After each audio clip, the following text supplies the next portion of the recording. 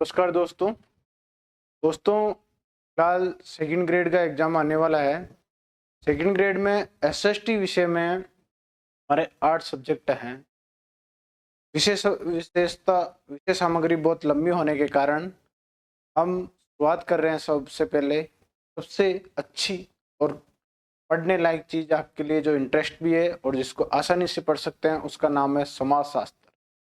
समाजशास्त्र में कुल 5 यूनिट है। उनमें से आज हम पहला टॉपिक ले रहे हैं जो कि शॉर्ट टॉपिक रहेगा आज हमारा समाज। समाज क्या है? क्या समाज समुदायों का या व्यक्तियों का समूह है, या व्यक्तियों के साथ साथ पारस्परिक या सामाजिक संबंधों का समूह है? तो ये दोनों कथन मिलकर इसकी परिभाषा बनाते हैं। कैसे बनाते हैं, कौन कौन ने कौन सी परिभाषा दी, वो बात करेंगे। तो शुरुआत करते हैं। आज हमारा टॉपिक है समाज। समाज क्या है? देखिए, मैं पीडीएफ के माध्यम से केवल शब्द पढ़ूंगा, बाकी मैं आपको आसानी से समझा दूंगा जो भी चीज है। बात है दूसरी यूनिट है जिसमें पहला टॉपिक है हमारा, उसका नाम है दोस्तों समाज। बात करते हैं समाज क्या है। प्रत्येक विज्ञान में, चाहे वह प्राकृतिक विज्ञान हो या सामाजिक विज्ञान हो, इसकी अपनी शब्दावली, विचारधारा, प्रत्यय या अवधारणाएं, दृष्टिकोण होता है। बात करते हैं साइंस। साइंस कैसी भी हो, प्राकृतिक विज्ञान हो, सामाजिक विज्ञान हो, उसमें अपने अलग अलग शब्दकोश होते हैं, अपने शब्दावली होती है, एक एक टर्म होता है। टर्म शब्द का अलग अलग जगह अलग अलग प्रयोग होता है। समाजशास्त्र में उसका अलग प्रयोग है, कोई प्राकृतिक विज्ञान में उसका अलग प्रयोग है। इसलिए पहला शब्द है कि टर्म जानेंगे हम इसका। समाजशास्त्र में समाज को जानने के लिए टर्म क्या होगा, इसकी विचारधारा क्या, आइडियोलॉजी क्या है। दोस्तों याद रखना, विचारधारा, किसी भी शब्द के पीछे वाद लग जाता है तो वो एक विचारधारा हो जाती है। जैसे गांधीवाद, ये एक विचारधारा है। क्या दोस्तों? गांधीवाद एक विचारधारा, गांधी जी ने जो विचारधारा दी थी वो गांधीवाद है। समाजवाद, ये एक विचारधारा है। क्या दोस्तों? समाजवाद, उदारवाद लोगों ने दी थी समाजधारा। तो वाद विचारधारा से समाज में आया होगा आपको वाद क्या होता है। आगे बात करते हैं। इसका एक अवधारणा है, यानी प्रत्यक्ष है या कॉन्सेप्ट है। इस समाज में बात करते हैं, सामाजिक विज्ञान का भी अपना एक कॉन्सेप्ट है। वो कॉन्सेप्ट क्या है वो इस अध्याय में बात करेंगे। तथा इसका दृष्टिकोण क्या है, पर्सपेक्टिव क्या है, हमारा देखने का नजरिया क्या है। समाज में बात करते हैं, हम समाज को किस नजरिए से देखते हैं। कोई व्यक्ति बोलता है कि ये ओनली फॉर व्यक्तियों का समूह ही तो समाज है, लेकिन कुछ व्यक्तियों ने कहा नहीं, इसमें पारस्परिक संबंध होगा तभी तो समाज होगा, और समाज एक अमूर्त संस्था है। जबकि बात करते हैं आगे, ये बात अलग है कि प्राकृतिक विज्ञानों में से सभी अधिक स्पष्ट व संगठित होती है, क्योंकि अंतरराष्ट्रीय संगठन इनके नामकरण मानकीकरण हेतु सक्रिय है तथा ये देशों में समान परिस्थितियों में समान रूप से लागू होती है। बात करते हैं समाज। तो समाज की परिभाषा तो पूरे वर्ष विश्व भर में एक ही है, लेकिन वो वहां की परिस्थितियां डिसाइड करती है दोस्तों, वहां पे कैसी सिचुएशन है।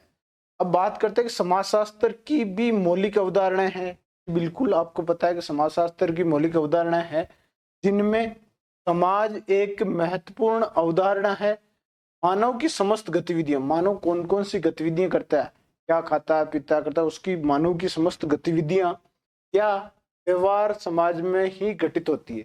व्यक्ति का व्यवहार कैसा है ये समाज में सभी को पता होना चाहिए, और समाज को पता होता है व्यक्ति कौन कौन सी गतिविधियां करता है, कौन सा व्यवसाय करता है, शिक्षा का करता है, खाद्यान्न का, जो भी व्यवसाय करता है वो भी इसमें आता है समाज में बात करें तो। अतः ये एक व्यापक उदाहरण है। तो हम ये कह तो सकते हैं ना, समाज कोई छोटी बात तो नहीं है, समाज बहुत बड़ी बात है। इसमें हर चीज का अब अलग अवधारणा माने, आइडियोलॉजी, जो भी पर्सपेक्टिव है, देखने के नजरिए माने, तो ये एक व्यापक उदाहरण है। जिसमें अब इसमें क्या क्या है वो शब्द दिखाए गए। समुदाय, लोगों का समूह, समुदाय, जैसे किसी एक जात का एक का समुदाय हो गया, एक कबीलाई समुदाय वगैरह आपने पढ़े होंगे दोस्तों।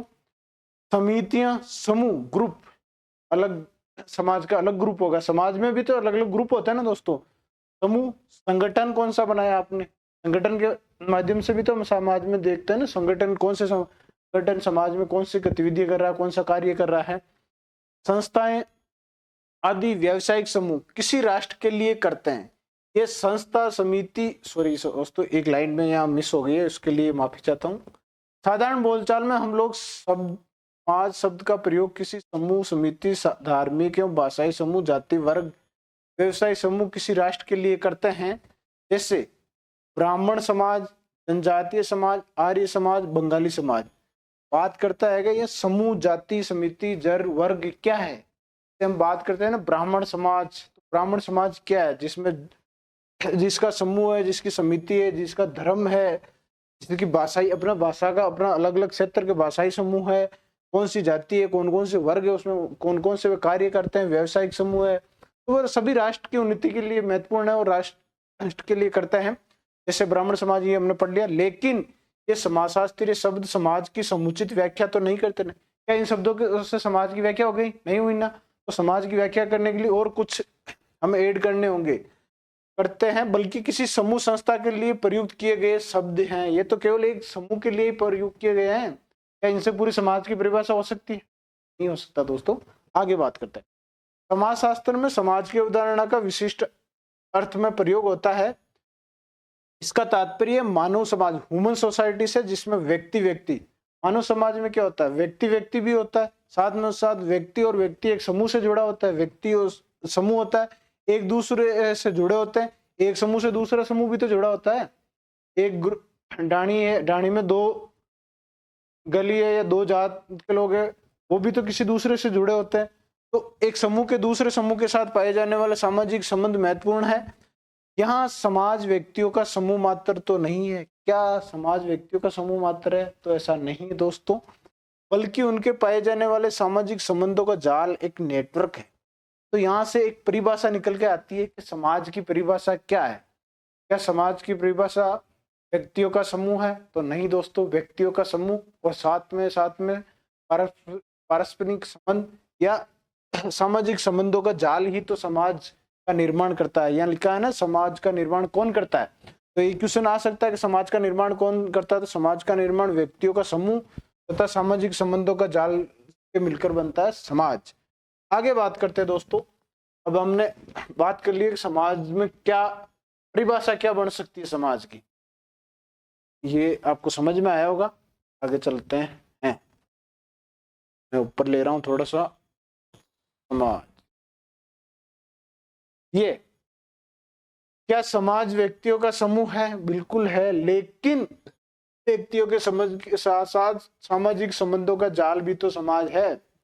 आगे जब हम परिभाषा पढ़ेंगे, मैकाइवर, मजूमदार, रीडिंग्स, जिसकी भी बारे में परिभाषा पढ़ेंगे, तो उसमें हम देखेंगे कि वो पूछेंगे, क्या ऑप्शन देगा पहला, समाज की परिभाषा क्या है? पहला ऑप्शन देगा समाज व्यक्तियों का समूह है, दूसरा ऑप्शन देगा समाज सामाजिक संबंधों का जाल है, और तीसरा ऑप्शन देगा समाज व्यक्तियों का समूह तथा सामाजिक संबंधों का जाल है। तो क्या आंसर होगा?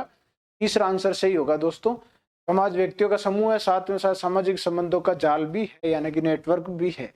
अब यहाँ बात करती है कि समाज में क्या क्या व्यक्ति की आवश्यकताएं, क्यों समाज को बनाना चाहता है व्यक्ति, वो बारे में बात की गई। एक व्यक्ति आवश्यकताओं की पूर्ति हेतु विभिन्न प्रकार की क्रियाएं करता। तुम्हें पता है व्यक्ति ठाला नहीं बैठा रहता, कुछ न कुछ क्रियाएं करता है। किसके लिए करता है? अपनी आवश्यकताओं की पूर्ति। व्यक्ति की आवश्यकता क्या है? रोटी, कपड़ा, मकान। व्यक्ति की आवश्यकता, उसके लिए क्रियाएं करता है, विभिन्न प्रकार की क्रियाएं करता है, तथा अन्य व्यक्ति उसकी प्रतिक्रिया और दूसरे व्यक्ति क्या करते हैं? उसको कॉपी करते, देखते।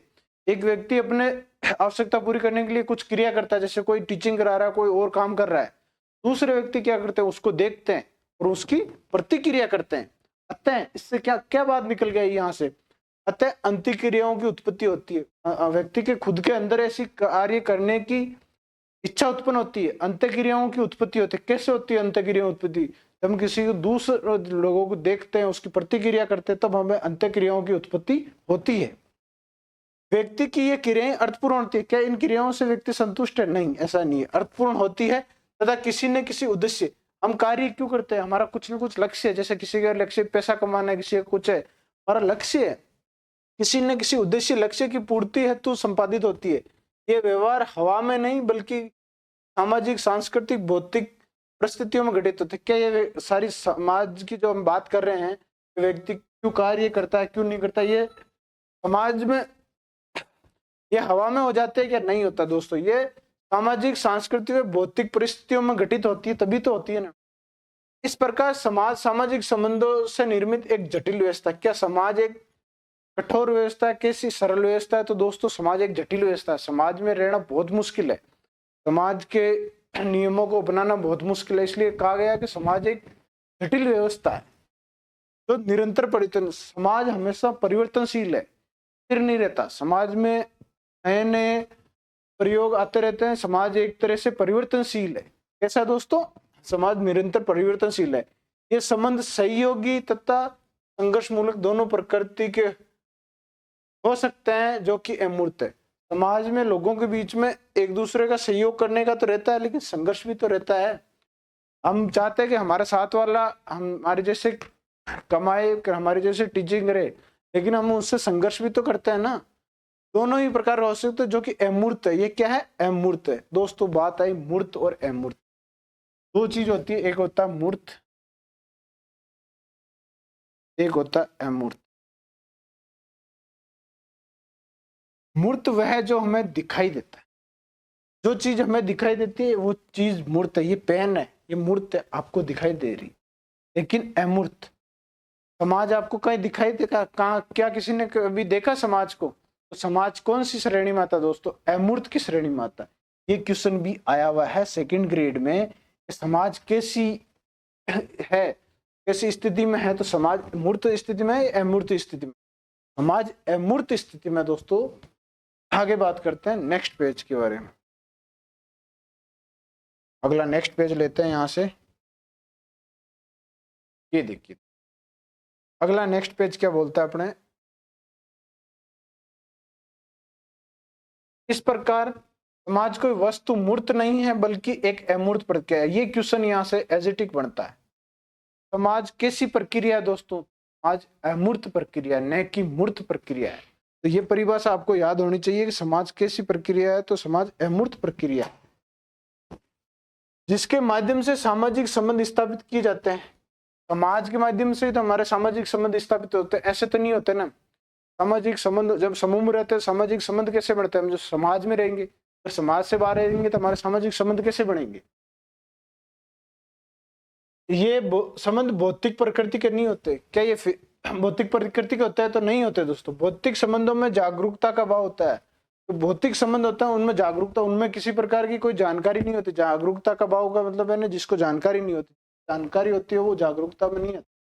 जैसे कागज के व पेन के मध्य, क्या कागज व पेन के मध्य कोई संबंध है? क्या कागज को हटा दोगे तो पेन भी चला जाएगा? नहीं है ना। तो इनमें किसी प्रकार का भौतिक संबंध नहीं पाया जाता।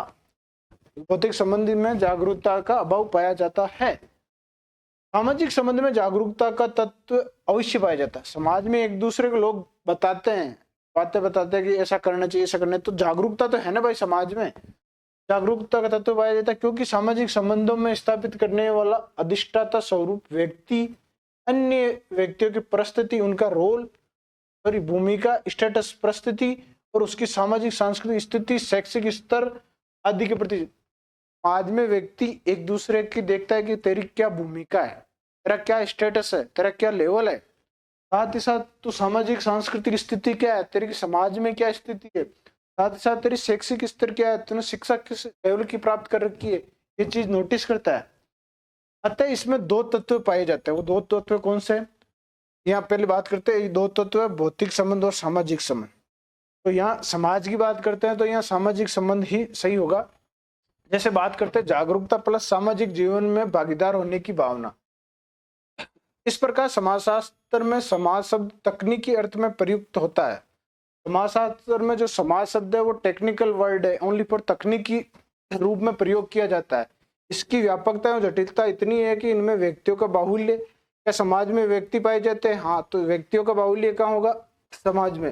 साथ ही साथ इनमें जागरूकता होगी या नहीं होगी? जबकि पहले बात की कि भौतिक संबंधों में जागरूकता का अभाव होता है, जबकि यहाँ समाज में जागरूकता पाई जाती है। साथ ही साथ अपेक्षाएं, व्यक्ति एक दूसरे से इच्छाएं रखता है, अपेक्षाएं करता है। क्रियाएं, व्यक्ति एक दूसरे को देख के कार्य करता है, क्रियाएं करता है।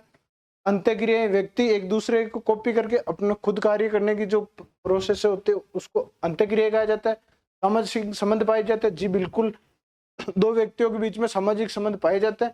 सहयोग मूलक प्रक्रिया, समाज में एक दूसरे व्यक्ति की सहयोग करने की इच्छा होती है, यानी सहयोग मूलक प्रक्रियाएं पाई जाती है। सामाजिक सांस्कृतिक परिवेश पाया जाता है। साथ ही साथ अर्थपूर्ण उद्देश्य मूलक, समाज में एक दूसरे का लक्ष्य होता है, क्या कार्य व्यक्ति करना, समानता असमानता जरूर पाई जाती है।